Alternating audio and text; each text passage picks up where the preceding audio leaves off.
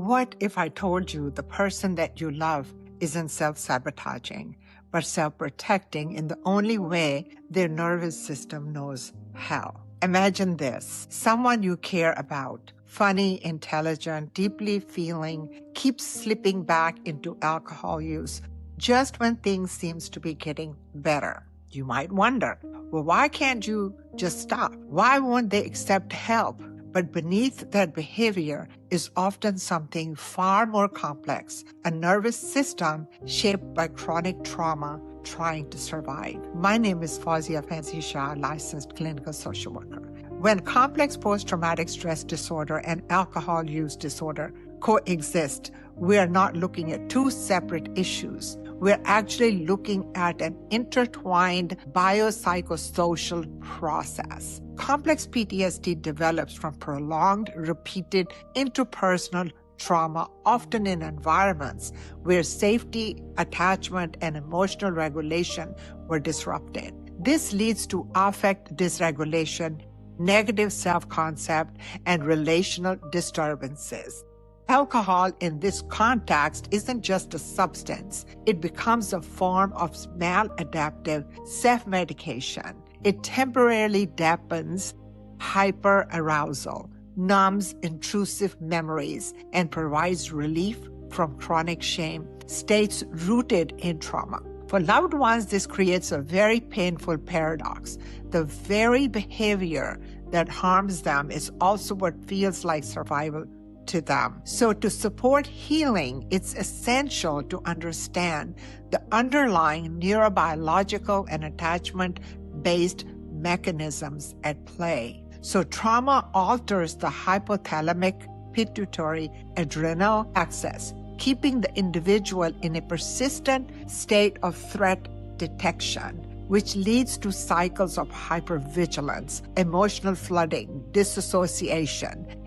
Alcohol artificially regulates the system until it doesn't. And at the same time, many individuals with complex PTSD have insecure or disorganized attachment patterns. This means closeness can feel both deeply desired and profoundly unsafe. When loved ones push too hard, it can activate the defensive avoidance. When they withdraw, it can trigger abandonment schemas. So what actually helps? Co-regulation over control. Your calm, regulated presence can help stabilize their dysregulated nervous system. This is rooted in Polyvagal theory. Safety is felt, not forced. And then consistency over intensity. Predictable, non-reactive support builds neuroceptions of safety over time. Boundaries with compassion. Supporting does not mean enabling clear, firm boundaries.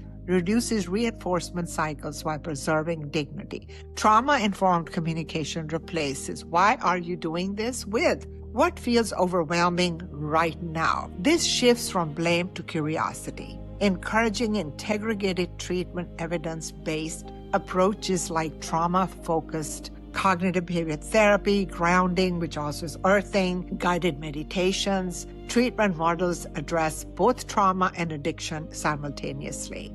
And perhaps most importantly, understand relapse is not as failure, but as part of a chronic, relapsing, intermittent nature of both trauma and substance use disorders. If you love someone navigating both complex PTSD and alcoholism, your role is not to fix them, is to become a safe, boundaried, and informed presence in their healing ecosystem. Learn the difference between support and rescue. Practice emotional attunement without absorption. Protect your own well-being while holding space for theirs. And when possible, gently guide them and yourself towards professional support. Healing from trauma and addiction is not meant to happen in isolation. It happens in regulated, relational, and therapeutic environments. Because at the core of both trauma and addiction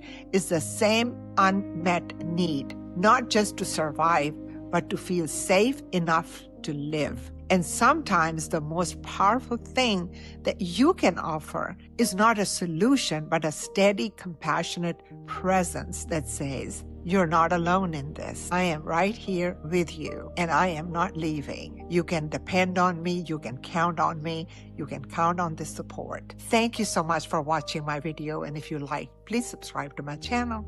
Hit the like and leave a comment or two for me. Thank you.